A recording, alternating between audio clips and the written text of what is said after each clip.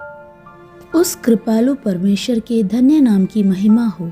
2025 इस नव वर्ष की पहली सुबह में हाथ पकड़कर चलाने वाले उस महान परमेश्वर को सारी महिमा अर्पित करते हुए मेरे सभी प्रिय श्रोताओं को नव वर्ष की शुभकामनाएं देते हुए इस वर्ष का प्रमुख विषय जो कि परमेश्वर का दिया हुआ वचन है, उस वचन की ओर अपने ध्यान को लगाएं। मरकुस रचित सुसमाचार 12वां अध्याय 10 और 11वां वचन।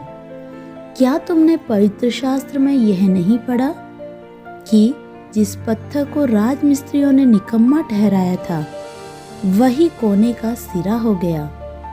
यह प्रभु की ओर से हुआ और हमारी दृष्टि में अद्भुत है। पढ़े हुए वचन के आधार पर इस नव वर्ष पर परमेश्वर द्वारा दिए गए थीम को मैं आपके साथ साझा करना चाहती हूँ। परमेश्वर के अद्भुत कार्यों का वर्ष, the year of Lord's marvellous things. परमेश्वर के अद्भुत कार्य जिस रास्ते से आते हैं वह बहुत ही अलग हैं। वह असंभव को संभव बनाने वाले होते हैं। यदि इसे गहराई से समझना है तो प्रभु यीशु मसीह इन लोगों के खाने के बाद अपनी बात को समाप्त जिस उपमा के साथ करते हैं, उस उपमा को गहराई से समझना जरूरी है।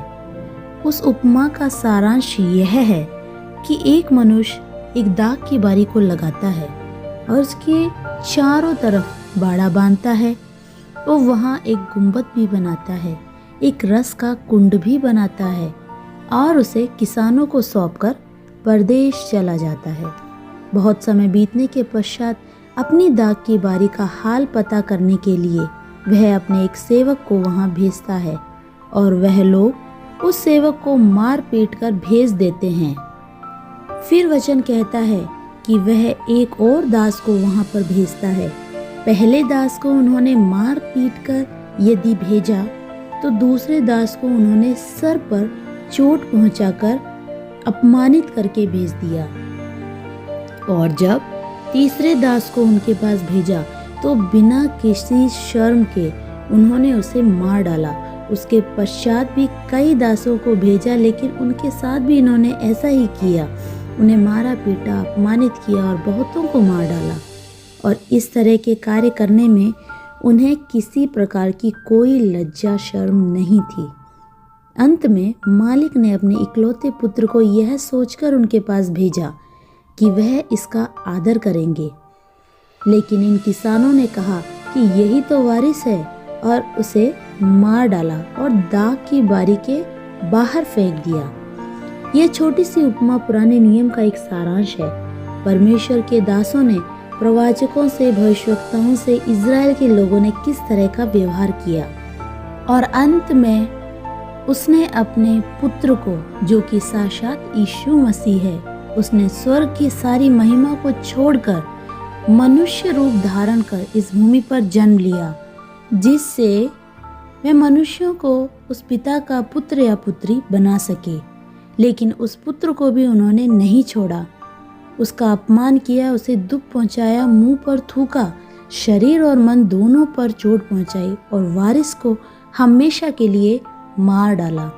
और यहाँ जिस तरह वचन बताता है कि जिस पत्थर को राज मिस्त्रियों ने निकम्मा ठहराया वही कोने का सिरा हो गया। मुझे सुनने वाले मेरे प्रिय श्रोता, देश के किसानों ने मिलकर साक्षात वारिस यीशु मसीह को, उसकी सभा, उसके दासों को बहुत सी चोटें पहुंचाई होंगी। उन्हें अपमानित करते होंगे, इज्जत नहीं देते होंगे, मारते पीटते और उनका अंत भी कर देते होंगे। यदि वहाँ पर यीशु मसीह को क्रूस पर चढ़ाकर मसीह का अंत कर दिया तो उसी अंत को परमेश्वर ने परिवर्तित कर कोने का सिरा बना दिया। प्रियो, यीशु हमेशा आश्चर्य का विषय है। प्रभु यीशु मसीह की सभा, उसके लोग, उसके लहू के द्वारा उद्धार प्राप्त कर देश में यहाँ वहाँ काम कर, वह छोटा सा समूह सच में अद्भुत समूह है। संसार ने आपका अंत लिख दिया होगा, लोगों ने आपको छोड़ दिया होगा, लेकिन वही अपमान परमेश्वर आपके लिए अद्भुत कार्यों का प्रकटीकरण के लिए होने पाए। आंखें बंद करें, प्रार्थना करें।